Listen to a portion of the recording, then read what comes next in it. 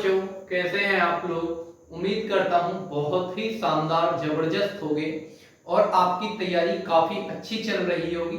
इसी तैयारी को और बेहतर बनाने के लिए मैं दुष्यंत आपके समक्ष उपस्थित हो चुका हूं आज की आपकी क्लास को लेकर, जो कि आपकी हिस्ट्री की क्लास होने वाली है। आपको पता होगा कि हिस्ट्री में आपके लिए कंटिन्यू करा रहा हूं, जैसा कि मैंने आपसे वादा किया था कि आपको बिल्कुल जीरो से लेके हीरो लेवल तक पूरा का पूरा हिस्ट्री पढ़ाऊंगा। ऐसे ही मैं पॉलिटी फिर ज्योग्राफी आपको बहुत ही सुंदर तरीके से पढ़ाने वाला हूं, बहुत अच्छे तरीके से डिजाइन करके फ्रेम करके बहुत सुंदर तरीके से मैं आपके लिए कंटेंट लेकर आने वाला हूं।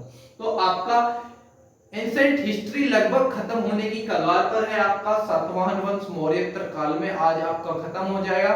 उसके बाद में हम गुप्त काल पढ़ेंगे और उसके बाद में गुप्तोत्तर काल पढ़ेंगे, ठीक है। इसी के साथ में आपका एंसेंट हिस्ट्री का हो जाएगा समापन और फिर आपका हम पढ़ेंगे मिडिवल हिस्ट्री। मिडिवल को पढ़ के आपका चलेंगे हम मॉडर्न, और मॉडर्न के बाद में फिर जैसे आप लोगों का रिक्वायरमेंट होगी, जैसे आप कमेंट के माध्यम से बताएंगे कि सर पहले आप ये चीज लेकर आइए, फिर मैं उसी के आपकी कमेंट के हिसाब से जितना ज्यादा आपका कमेंट होगा जिस विषय को लेकर, मैं उसी को क्लासेस आपके सामने लेकर उपस्थित हो जाऊंगा, ठीक है बच्चों। तो आज बहुत ही प्यारी सी क्लास होने वाली है हमारी। सातवाहन वंश का आज पार्ट 2 है और यही पार्ट आज हमारा लास्ट पार्ट होगा सातवाहन के ऊपर। आज मैं आपको बचे हुए तीनों प्रतापी राजा जो भी आपके एक बहुत अच्छे और प्रतापी राजा हुए हैं सातवाहन वंश के अंदर, आज हम इन तीनों राजाओं के बारे में बात करेंगे। इनसे जुड़े हुए जो भी संघर्ष रहे हैं उनको देखेंगे, जो कि शक शासकों के साथ में रहे हैं। और हम इसमें देखेंगे आपका सातवाहन काल की आपकी सामाजिक व्यवस्था क्या थी, सामाजिक स्थिति क्या थी, आपकी धार्मिक स्थिति क्या थी, आपकी आर्थिक स्थिति क्या थी। इन चीजों को बहुत सुंदर तरीके से आज हम लोग कवर करने वाले हैं। आपसे यही कहना चाहूंगा, यदि अभी तक आपने चैनल को सब्सक्राइब नहीं किया है या वीडियो को शेयर नहीं किया है, तो सभी लोग पूरी ईमानदारी के साथ में पहले चैनल को सब्सक्राइब करेंगे और वीडियो को ज्यादा से ज्यादा शेयर करेंगे जहां तक भी आप लोगों से हो सकता है। आपका कोई भी ग्रुप हो, व्हाट्सएप, फेसबुक, इंस्टाग्राम, जहां तक भी आप ज्यादा से ज्यादा लोगों के पास तक क्लास को पहुंचा सकते हैं।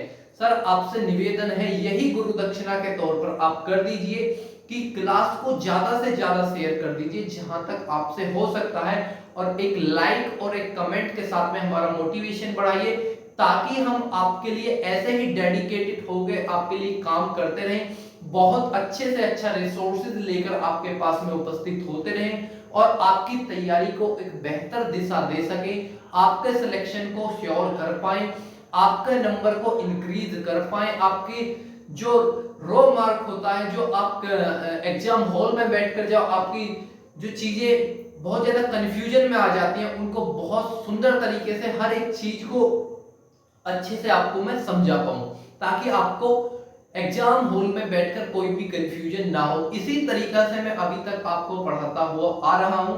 लगभग आपका हिस्ट्री की क्लास देखूं तो लगभग 22 से 25 के आसपास आपकी क्लास हो चुकी है हिस्ट्री के लेकर, और लगभग आपकी 28 से 30 क्लास में पूरी एंशिएंट हिस्ट्री खत्म हो जाएगी। फिर मिडिवल को हम पढ़ेंगे बहुत सुंदर तरीके से। प्यारे बच्चों, कभी किसी चीज को लेकर है तो हताश नहीं होना है कि हमारा सिलेक्शन नहीं हो पा रहा है, या हम इतना पढ़ते हैं तब भी हमारा सिलेक्शन नहीं हो पा रहा है। इस चीज को लेकर बिल्कुल भी उदास नहीं होना है, क्योंकि यदि आपका सिलेक्शन नहीं हो पा रहा है तो कहीं ना कहीं आप कोई ना कोई थोड़ी छोटी छोटी जो चीजें होती हैं जिनको बच्चा नजर में नहीं आती है, पर लेकिन वो बहुत छोटी छोटी जुड़कर बहुत बड़ी प्रॉब्लम बन जाती है, जिस कारण हमारा सिलेक्शन नहीं हो पाता है। तो प्यारे बच्चों, उन कमियों को अपने अंदर तलाशो, अपने अंदर ढूंढो, अपने अंदर उनको खोजो कि आखिर ऐसी कौन सी कमियां रह रही हैं जिनकी वजह से आज मैं अपनी नौकरी से दूर हूं या अपने सिलेक्शन से दूर हूं। तो स्मार्ट वर्क करिए, अच्छे से पढ़िए, ज्यादा रिवीजन करिए, देखिएगा आपका नंबर 100% हर एक मेरिट में आपका नंबर होगा। जिस वेर आप अच्छे से मेहनत करोगे, अच्छे से आप रिवीजन करोगे, अच्छे से कोर्स को निपटाओगे तो बहुत जल्दी आपका सिलेक्शन होगा। ठीक है, तो आइए करते हैं आज की क्लास को स्टार्ट। आज आपका सातवाहन वंश के ऊपर पार्ट 2 होगा। मैं पहले आपको थोड़ा सा थ्योरी के बारे में समझाऊंगा और थ्योरी आपको पढ़ाने के बाद में फिर आपको थोड़ा सा मैपिंग के माध्यम से समझाने की भी कोशिश करूंगा। ठीक है प्यारे बच्चों, तो सभी चीजों को बहुत आसानी से समझने की कोशिश करेंगे और बहुत ही सरलता पूर्वक समझ आएंगी आपको। चलिए करते हैं फिर आज की क्लास का आगाज।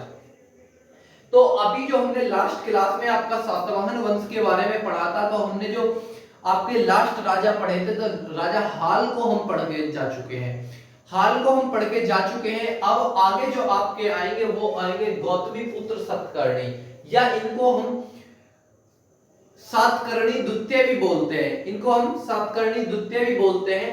तो देखते हैं सातकर्णी द्वितीय का कार्यकाल और इन्होंने क्या क्या इनके काम रहे हैं इनके शासन के दौरान में, इनके टाइम पीरियड के दौरान में। ठीक है, सातवाहन वंश के ऐश्वर्य को स्थापित किया था, समझेंगे जरा।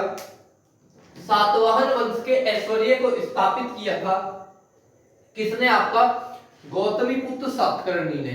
मैं आपको बता देना चाहता हूं, जब आपके राजा हाल, जब आपके सातकर्णी प्रथम के बाद में एक सातवाहन के अंदर बहुत बड़ा एक अंधकार युग के नाम से जाना जाता है। एक ऐसा टाइम पीरियड था जिसमें कोई अच्छे या प्रतापी राजा नहीं हुए थे आपके सातकर्णी प्रथम से और हाल के बीच में। ठीक है, या गौतमीपुत्र सातकर्णी के बीच का जो ये टाइम पीरियड है, इसमें बहुत अच्छे या प्रतापी राजा नहीं रहे हैं। तो उसी समय जो आपका शक शासक हुए थे, जो शक शासकों की मैंने आपको 5 शाखाएं बताई थी, जिसमें से 2 आपकी दक्षिण भारत में थी, एक नासिक में, एक उज्जैनी में थे। बताई थी ना पहली क्लास में, अच्छे से रिवीजन किया होगा, क्लास पढ़ी होगी तो यादें आपको आ रही होगी। तो नासिक में आपका एक नासिक में 6 जो शक शासक हुए थे, उन शक शासकों में आपका जो एक वंश की स्थापना हुई थी, या यूं कहूं कि जो नासिक जो शाखा थी उसकी जो स्थापना की थी वो छैरात वंश ने की थी। उसमें एक छैरात वंश हुआ था नासिक शाखा के अंदर, जिसमें एक शासक हुआ था नहपान, जिसमें एक शासक हुआ था नहपान। तो उस नहपान ने जो आपके सातवाहन शासक हुए थे, जो अंधकार वाला युग था जिसमें प्रतापी राजा नहीं हुए थे, तो नहपान ने उसी चीज का फायदा उठाते हुए शकों को पराजित कर उस क्षेत्र से, प्रतिष्ठान वाले क्षेत्र से थोड़ा सा हटा दिया था। मतलब कि उनको थोड़ा सा अलग हटा दिया था। जो उनकी राजधानी थी उसको जीत लिया और वहां से उनको अलग पलायन कर दिया। किसका? सातवाहन वंशों का। लेकिन अब जब कोई भी प्रतापी राजा आगे आएगा तो अपने उस ऐश्वर्य को वापस लाने की कोशिश करेगा। तो बाद में आते हैं आपके सातकर्णी द्वितीय, जो कि सातवाहन वंश के एक बहुत बड़े प्रतापी और सबसे ज्यादा चर्चित जो आपके रहे हैं सातवाहन वंश के अंदर, वो सातकर्णी, गौतमीपुत्र सातकर्णी रहे हैं। तो सातकर्णी ने आए और नहपान का बहुत अच्छे तरीके से उनको सबक सिखाया और अपने ऐश्वर्य को स्थापित किया। बताया जाता है कि जो आपका नासिक है, नासिक से जो मुद्राओं का मृदभंड पाया गया है, उसमें 8000 मुद्राएं नहपान की पाई गई हैं, शक शासकों की नहपान की पाई गई हैं, जिन पे अंकन किसका है? गौतमीपुत्र सतकर्णी का है। गौतमीपुत्र सतकर्णी का है। तो इससे पता चलता है कि आपका गौतमीपुत्र सतकर्णी ने कहीं ना कहीं बाद में आके उनको पराजित करा और उस क्षेत्र को अपने अधिकार में ले लिया था। तो इसलिए ये शब्द आया है कि सातवाहन वंश के ऐश्वर्य को स्थापित किया था किसने? आपका गौतमीपुत्र सातकर्णी ने। इसने स्वयं को एकमात्र ब्राह्मण कहा था, इसने स्वयं को एकमात्र ब्राह्मण कहा था, शकों को पराजित किया था, मैं आपको बता चुका हूं, और क्षत्रिय शासकों का नाश किया था। जो कि क्षत्रिय कौन थे? आपके क्षत्रिय थे। आपके जो शक शासक थे ये आपके कौन थे? क्षत्रिय ही थे। जितने भी शक शासक हुए थे आपके, जैसे उज्जैनी के में आपका पढ़ने के लिए मिलता है हमें रुद्रदामन। तो रुद्रदामन एक बहुत ही प्रतापी शासक हुए हैं। रुद्रदामन से आपका युद्ध होता है किसका, गौतमीपुत्र सतकर्णी का।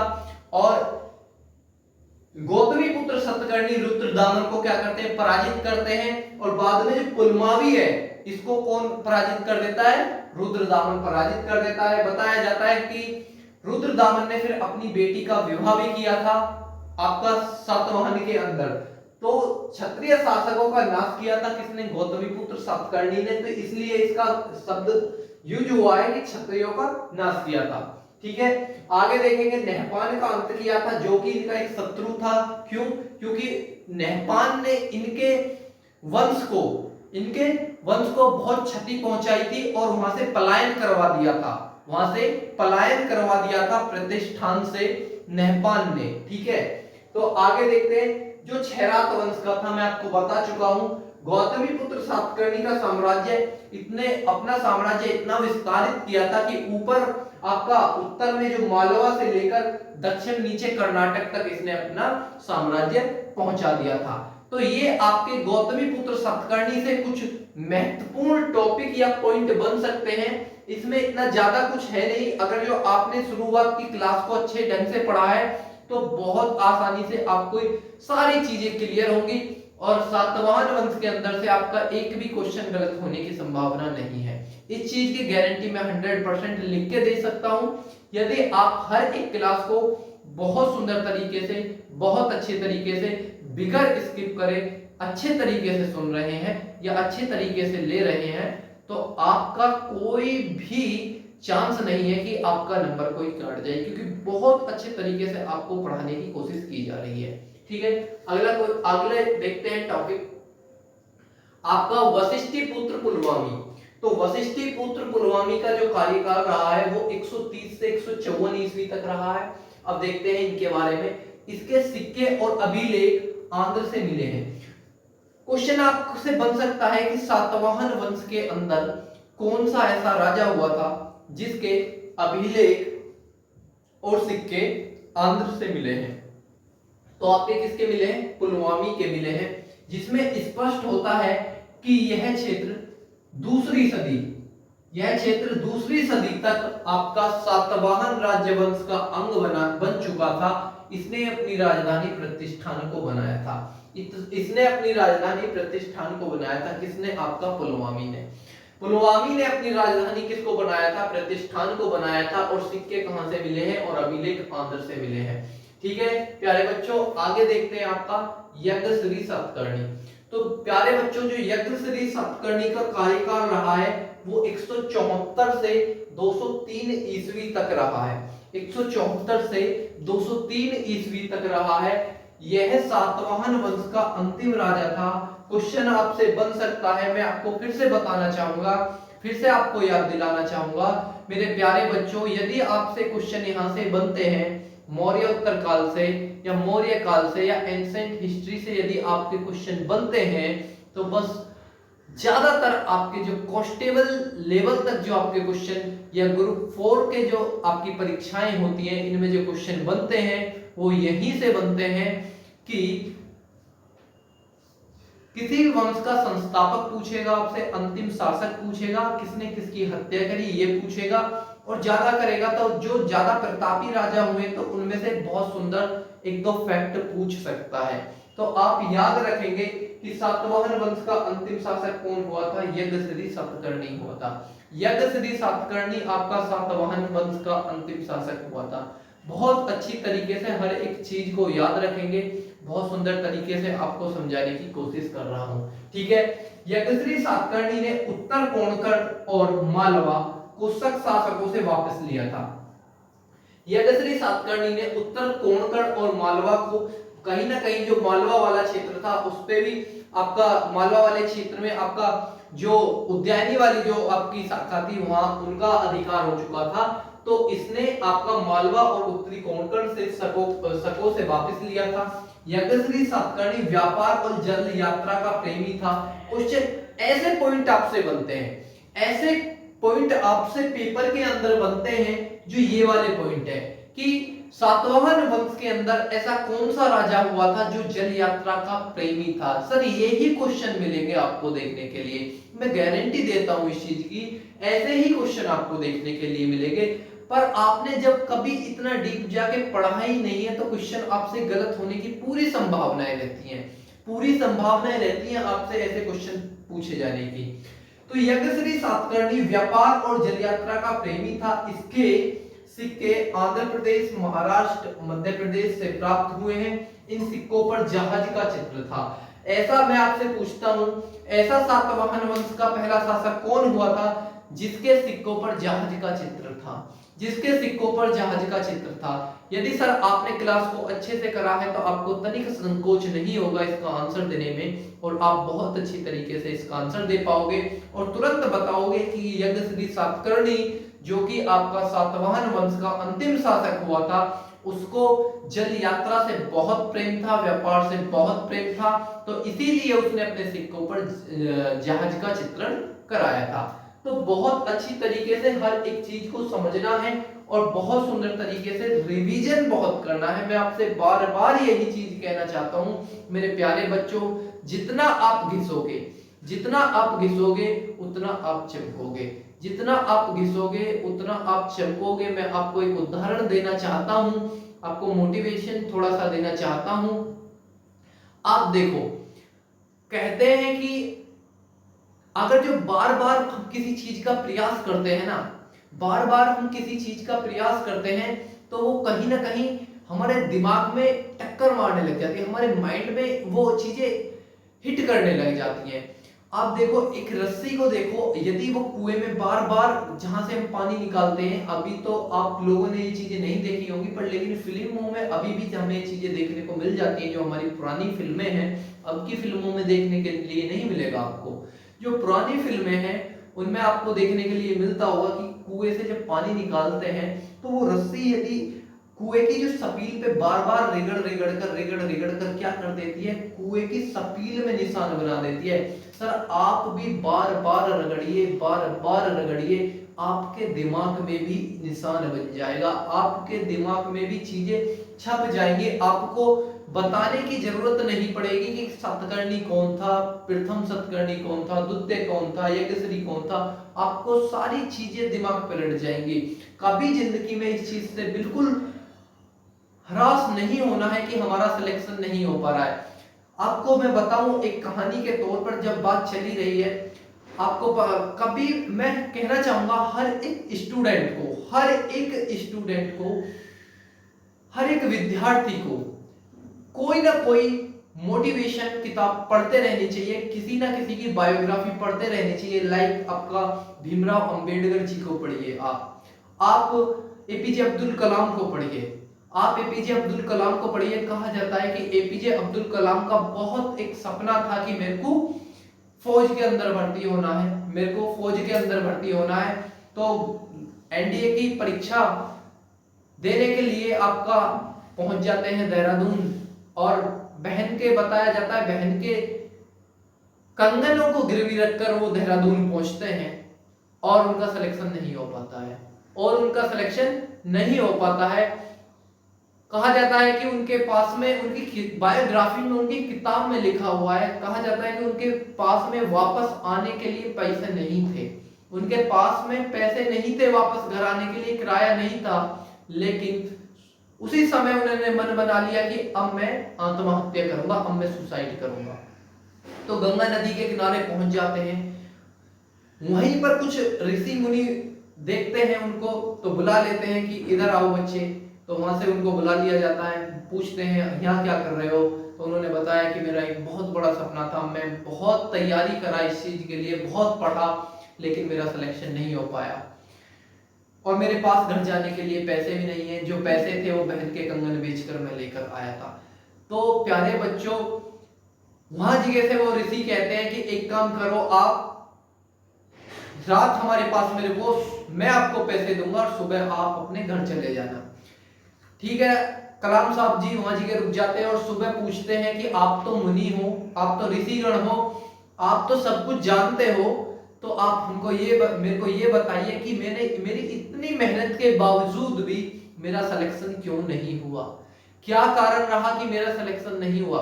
तो ऋषि बोलते हैं कि बेटे कि तुम इस चीज के लिए बने ही नहीं हो, भगवान ने तुम्हारे लिए बहुत कुछ कर रखा है। तो आप जानते हो कि दुनिया में मिसाइल मैन के नाम से जाने गए आपके एपीजे अब्दुल कलाम। तो कभी जिंदगी में हताश नहीं होना है, निराश नहीं होना है कि मेरा सिलेक्शन नहीं हुआ। नहीं हुआ है तो सर आपके लिए कोई ना कोई और बेहतर से बेहतर चीज आपका इंतजार कर रही है, कोई ना कोई और अच्छी से अच्छी चीज आपका इंतजार कर रही है। बस मन बना लीजिए, अपने अंदर वो संघर्ष पैदा कीजिए, अपने अंदर वो जज्बा पालिए, वो जुनून पालिए और लग जाइए, पूरी हिम्मत के साथ में लग जाइए। मत सुनिए सर समाज की, पड़ोसियों की, नाते रिश्तेदारों की कि वो क्या बोल रहे हैं, मत सुनिए। एक दिन अपने ही आप उनका मुंह बंद हो जाएगा, आपको बंद करने की जरूरत नहीं पड़ेगी, अपने आप उनका मुंह बंद हो जाएगा। बस आप एक लक्ष्य बनाकर उस पर काम करना तो स्टार्ट करिए और देखिएगा दिन रात आपकी तरक्की होगी, दिन रात आप अपने लक्ष्य को अचीव कर जाओगे बहुत अच्छी तरीके से। ठीक है, आइए आगे देखते हैं। सामाजिक स्थिति के बारे में बात करूं यदि मैं सातवाहन वंश की, तो इसमें हमें चार चीजें देखने को मिलती है। पहली तो वर्ण व्यवस्था, पहली हमको जो मिलती है वो वर्ण व्यवस्था मिलती है आपका ऋग्वैदिक काल के में जो आपकी वर्ण व्यवस्था स्थापित की गई थी, जिसमें आपका ब्राह्मण क्षत्रिय और आपके वैश्य और शूद्र, ये एक क्रम था आपका वर्ण व्यवस्था का। लेकिन आपका जो मौर्य काल हुआ था उसमें ये जो वर्ण व्यवस्था थी ये कहीं ना कहीं डगमगा चुकी थी, क्योंकि आपको पता होगा कि मौर्य काल के अंदर किस धर्म को बहुत ज्यादा आपका प्रोत्साहन दिया गया था, किस धर्म को ज्यादा आश्रय दिया गया था, तो आपका बौद्ध धर्म को बहुत ज्यादा आश्रय दिया गया था। और बौद्ध धर्म में वर्ण व्यवस्था में जो फेर बदलाव हुआ था उसमें जो क्षत्रिय जो थे वो कहीं ना कहीं ऊपर आ चुके थे और ब्राह्मण जो थे वो उनके नीचे आ चुके थे। तो क्रम बन चुका था आपका मौर्य काल के अंदर क्षत्रिय, ब्राह्मण और वैश्य और शूद्र, क्षत्रिय, ब्राह्मण और वैश्य और शूद्र। इसीलिए आपका गौतमी पुत्र सातकर्णी ने वर्ण व्यवस्था को पुनः स्थापित किया, और फिर से वही ब्राह्मण, क्षत्रिय, शूद्र, वैश्य और शूद्र, इसी वर्ण व्यवस्था को फिर से स्थापित किया। कहा जाता है कि आपका सातवाहन वंश ने वर्ण व्यवस्था का तो स्थापित किया, लेकिन वर्ण संकर को पूर्णतः रोक लगाने की कोशिश की। अब आप कहोगे सर वर्ण संकर क्या होता है, तो जैसे मान लीजिए आप कि एक होता है आपका ब्राह्मण,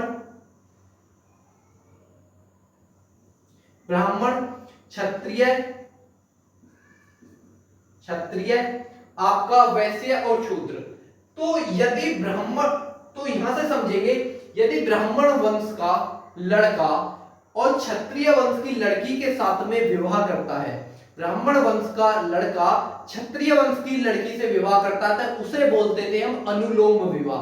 क्या बोलते थे? अनुलोम विवाह। मेरे प्यारे बच्चों, में पढ़ाने को आपको बहुत डीप ले जाके पढ़ा सकता हूं, इतना डीप ले जाके पढ़ा सकता हूं कि आपको बिल्कुल अंदर डुबा सकता हूं, पर मेरा वो मकसद है ही नहीं। मेरे प्यारे बच्चों, आपका जो लेवल है मेरे को उसको मद्देनजर रखते हुए आपको पढ़ाना है।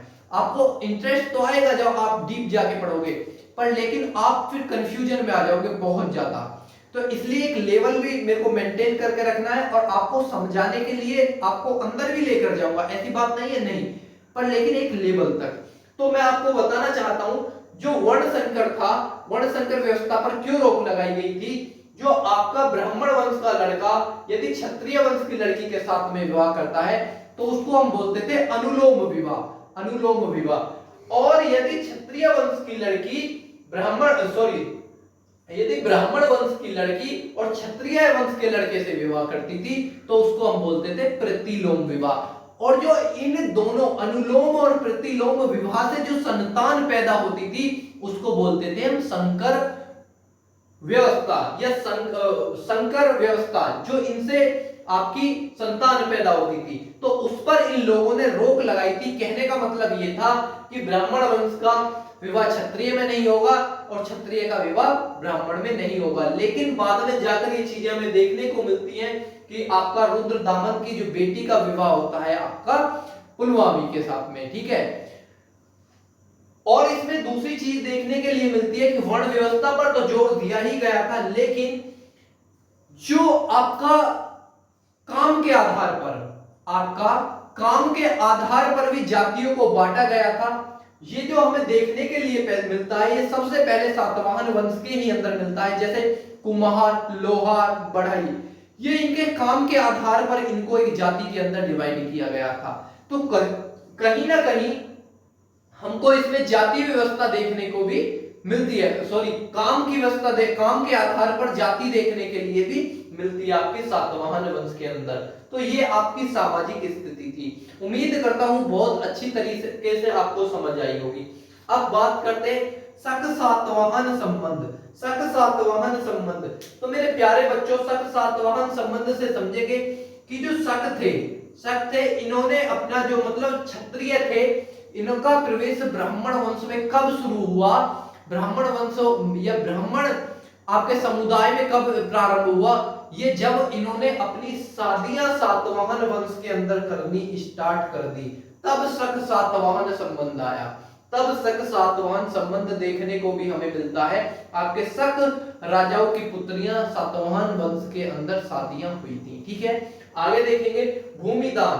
तो मेरे प्यारे बच्चों भूमिदान का जो पहला आपका साक्ष्य मिलता है वो इसी में मिलता है, आपका किसमें, सातवाहन वंश के अंदर।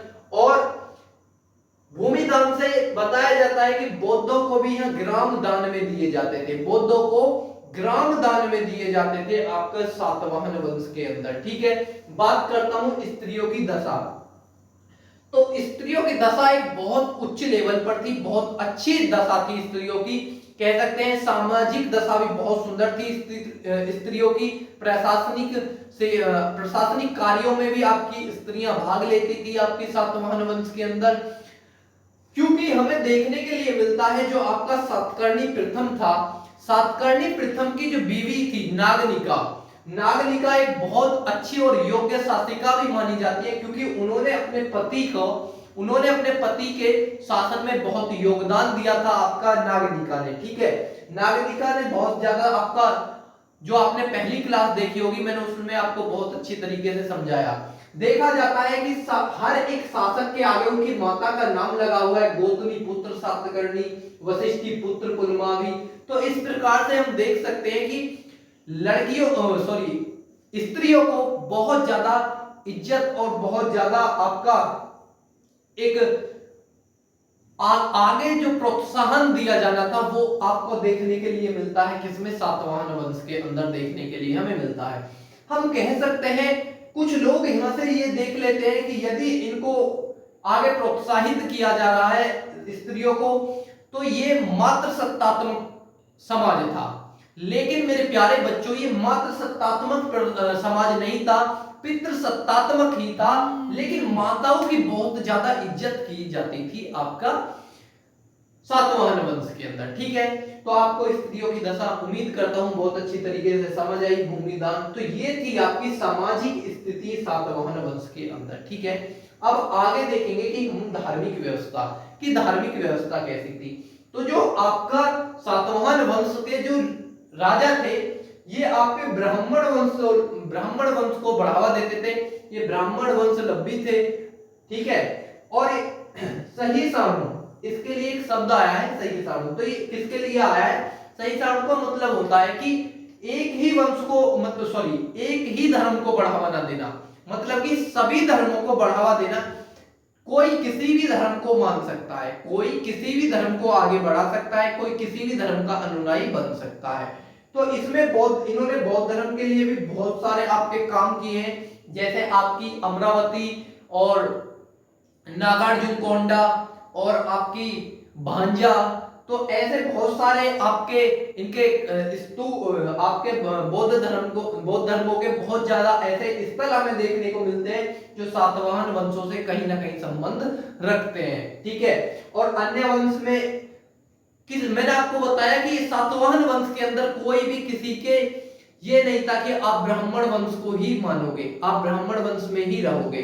तो इसमें ये भी चीज देखने को मिलती है कि अगर जो पिता शिव की पूजा कर रहा है, बेटा हनुमान जी की पूजा कर रहा है, लड़की किसी विष्णु जी की पूजा कर रही है, तो किसी पे कोई भी प्रतिबंध नहीं था, जो जिसकी चाहे वो पूजा कर सकता था। ठीक है, अच्छी तरीके से आपको समझ आ गया होगा। एक चीज और समझेंगे हम धार्मिक व्यवस्था से।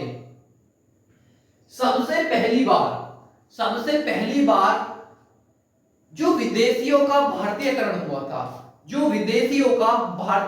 हुआ था, वो आपका सातवाहन वंश के अंदर हमको देखने के लिए मिलता है। कैसे समझेंगे? जो आपके हिंद यमन राजा और शक राजा हुए थे, उनका पहली बार जो भारतीयकरण हुआ था, ये आपका सातवाहन वंश के अंदर देखने के लिए मिलता है कि कोई भी भारत से जो राजा आए थे वो आकर भारत में ही बस गए, उन्होंने अपनी सत्ता भारत में ही स्थापित कर दी। ये हमें आगे भी देखने के लिए मिलता है, कुषाणों में देखने के लिए मिलता है, पहलुओं में देखने के मिलता है, और आपका मुगल काल में देखने के लिए मिलता है। तो बहुत जगह हमको ये चीजें देखने के लिए मिलती है कि जो भारतीयकरण की जो व्यवस्था आई है, जो विदेशी आकर भारतीयकरण हुआ है, विदेशियों का भारतीयकरण, ये कहां से स्टार्ट हुआ है? आपका सातवाहन वंश से हुआ है, क्योंकि सातवाहन वंश में पहली बार हिंद यवन और आपके जो शक शासक हुए थे, ये इनका पहली बार भारतीयकरण सातवाहन वंश के अंदर हुआ था। तो ये भी आपको धार्मिक व्यवस्था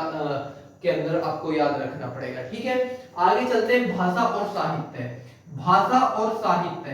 तो मेरे प्यारे बच्चों, भाषा और साहित्य मैं बात करता हूं यदि भाषा की, तो आपकी सातवाहन वंश की जो भाषा थी वो प्राकृत भाषा थी, और जो लिपि थी वो कैसी थी? ब्राह्मी लिपि थी। भाषा की बात करूं तो प्राकृत भाषा थी, और लिपि की बात करूं तो ब्राह्मी लिपि थी। इसका जो सबसे बड़ा अच्छा जो हमें उदाहरण मिलता है वो गाथा सतसई या गाथा सप्तसती भी बोल देते हैं इसको। ये राजा हाल की रचना है। राजा हाल जो तीसरे प्रतापी राजा हुए थे सातवाहन वंश के अंदर, उनकी ये एक रचना है। इसमें 700 श्लोक, बता देता हूं आपको, 700 श्लोक लिखे हुए हैं, और ये आपकी प्राकृत भाषा में लिखी गई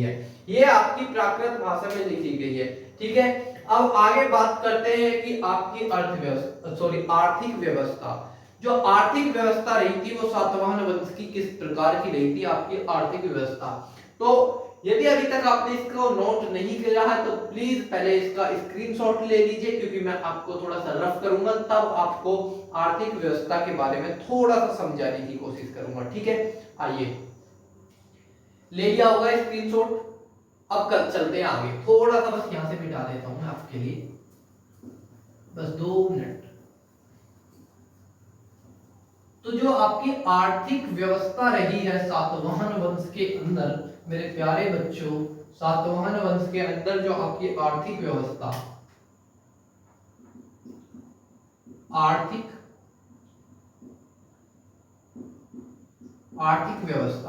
तो इसको हम 2 तरीके से समझेंगे। पहला कृषि से, और दूसरा आपका व्यापार से। क्योंकि आर्थिक स्थिति किस चीज से मजबूत हो सकती है? 2 चीजों से, एक तो व्यापार से, दूसरा कृषि से। तो पहले समझेंगे कृषि, कि कृषि से कैसे थी। जो कृषि थी आपका सातवाहन वंश के अंदर, वो 2 प्रकार से थी। कुछ कृषि आपकी किसकी थी? किसानों की। कुछ खेती किसकी थी? किसानों की। और कुछ थी किसकी? राजाओं की। तो राजाओं का जो आपका जो लगान था, जो दे था, वो कितना था? आपका 1/6 लगान के रूप में दिया जाता था, और इसमें आप नगद या अनाज के रूप में भी दे सकते थे। अब बात करते हैं यहां से थोड़ा सा भूमि दान की। यदि राजा कोई भूमि दान करता था, और यदि वो भूमि राजा की ना होकर किसान की हुआ करती थी, तो क्या होता था? राजा को पहले इसकी कीमत चुकानी पड़ती थी किसान को इसकी कीमत चुकानी पड़ती थी, तभी राजा किसी भूमि को दान कर पाता था। 1/6 इसका आपका मैं बता चुका हूं, जो भूमि का कर था वो कितना था आपका 1/6 राजा को दिया जाता था, और किसान की यदि भूमि है और वो राजा उसको दान करना चाहता है तो आपका किस तरीका से कर सकता था, पहले किसान को उसका पूरा भुगतान किया जाता था। यदि मैं यहाँ से खाद्य फसल की बात करूं तो चावल यहाँ का मुख्य खाद्य फसल रहा आपका सातवाहन वंश के अंदर। तो ये तो थी कृषि, इतना देखने के ज्यादा इंपॉर्टेंट नहीं है पर फिर भी थोड़ा सा बताना बहुत जरूरी था। यदि मैं बात करूं आपसे व्यापार की, यदि मैं बात करूं आपसे व्यापार की, तो सातवाहन वंश का जो व्यापार था वो बहुत ही समृद्ध व्यापार था आपका, इंटरनेशनल भी और नेशनल भी, अंतरराष्ट्रीय व्यापार भी बहुत अच्छा देखने के लिए मिलता है, और राष्ट्रीय मतलब अंदर का भी व्यापार बहुत अच्छा देखने के लिए मिलता है। बताते हैं कि अंतरराष्ट्रीय व्यापार जो था आपका, इनका मिस्र से था, इनका यूनान से था, इनका श्रीलंका से था, इनका जो स्वर्णिम द्वीप है, जो आपका स्वर्णिम द्वीप है उससे भी इनका व्यापार था। कहा जाता है कि यूनान से जो भारत जब सोने की चिड़िया बन रहा था तो उसकी जो शुरुआत हुई है वो आपका सातवाहन वंश से ही हुआ है, क्योंकि यूनान के लोगों को भारत के मसाले, भारत का मखमल, भारत के रत्न, भारत के जो आपके हीरे और ऐसी जो चीजें थी बहुत ज्यादा पसंद थी। तो ये चीजें भारत से निर्यात होती थी और उनके बदले में जो आयात होता था वो किस चीज का होता था, सोने का आयात हुआ करता था भारत के अंदर। लेकिन जो मेन लड़ाई का कारण बना वो क्या था, जो अंतरराष्ट्रीय व्यापार चल रहा था तो इनका जो पश्चिम के साइड में था वो केवल एक बंदरगाह से व्यापार होता था, किसका, आपका सातवाहन वंशों का। एक बंदरगाह से व्यापार होता था, लेकिन क्या हुआ, आपके जो शक शासक हुए थे उन्होंने उस बंदरगाह पर भी आकर अपना अधिकार जमा लिया और यहां से सड़कों को पलायन करना पड़ा। तो तभी से इनका व्यापार इधर से बंद हुआ, जो बाहर से चांदी आना बंद हो गई थी, इसीलिए इन्होंने शीशे के सिक्के चलाए, जो कि मैं आपको पहली क्लास में मैपिंग के माध्यम से बहुत अच्छी तरीके से समझा चुका हूं। तो व्यापार देख सकते हैं, तो हमारा अंतरराष्ट्रीय व्यापार भी बहुत अच्छा रहा था उस टाइम पे, और राष्ट्रीय व्यापार भी बहुत ही अच्छी तरीके से अपने चरम सीमा पर था। ठीक है, तो मेरे प्यारे बच्चों, मैं आपको सामाजिक स्थिति, धार्मिक स्थिति, भाषा, साहित्य, आर्थिक व्यवस्था, हर एक चीज को अच्छी तरीके से समझाया हूं आपका सातवाहन वंश के अंदर। और ये पार्ट 2 था सातवाहन वंश का, और इसी में आपकी पूरी की पूरी सातवाहन वंश या मौर्योत्तर काल खत्म होता है। अब जो हम पढ़ेंगे शकों को मैं बहुत अच्छे तरीके से अभी आपको समझाऊंगा। एक बार फिर से आपको थोड़ा सा पार्ट देखने के लिए सातवाहन वंश का मिलेगा, उसमें आपको बहुत अच्छी तरीके से मैपिंग के माध्यम से मैं आपको समझाऊंगा जब मैं आपको शकों को पढ़ाऊंगा। पहले सर क्या एक ही क्लास में पूरा का पूरा जितने भी विदेशी मौर्योत्तर काल में राजा हुए हैं या विदेशी आक्रमणकारी हुए हैं जिन्होंने आकर भारत में सत्ता स्थापित की थी, एक ही क्लास में पूरे का पूरा खत्म कर दूंगा। हो सकता है कि जो सेकंड क्लास होगी वो आपका बस जो कुषाण हुए थे, कुषाणों को लेकर एक अलग से क्लास लेनी पड़ेगी, क्योंकि कुषाण एक बहुत अच्छा टॉपिक है जहां से क्वेश्चन आपके ज्यादा बनते हैं, तो इसीलिए कुषाणों के लिए मेरे को अलग से लेना पड़ेगा। बाकी सारा एक ही क्लास में हम निपटाएंगे। हिंद यवन शासक, शक शासक और आपके पार्थियन और एक दो शासक और थे, इन्हें हम सारों को बहुत आसानी से एक ही क्लास में कवर करेंगे। पहले मैं आपको मैप बना के, जैसे मैंने सातवाहन वंश का शुरुआत में मैप बनाकर आपको पढ़ाने की कोशिश करी थी, मैप बनाऊंगा, बहुत अच्छी तरीके से आपको समझाऊंगा कि आखिर शक सातवाहन संघर्ष ही क्यों हुआ, शक सातवाहन संघर्ष ही क्यों हुआ, क्यों ये आपस में लड़ाई हुई है, इन दोनों के बीच में किस चीज को लेकर थी। मैपिंग के माध्यम से एक एक बंदरगाह आपको लोकेट कराकर बहुत सुंदर तरीके से, बहुत अच्छे तरीके से आपको समझाऊंगा। ये आपका पार्ट 2 था, तो पार्ट 2 को हम यहीं तक रखते हैं। प्यारे बच्चों, यदि क्लास पसंद आई हो तो क्लास को ज्यादा से ज्यादा शेयर करेंगे, ज्यादा से ज्यादा लाइक करेंगे, और कमेंट में यदि आपको कोई भी डाउट रहता है इसके अंदर तो कमेंट करके जरूर पूछेंगे। और यदि अभी तक आपने चैनल को सब्सक्राइब नहीं किया है तो पूरी ईमानदारी के साथ में चैनल को सब्सक्राइब कर दें। Thank you so much.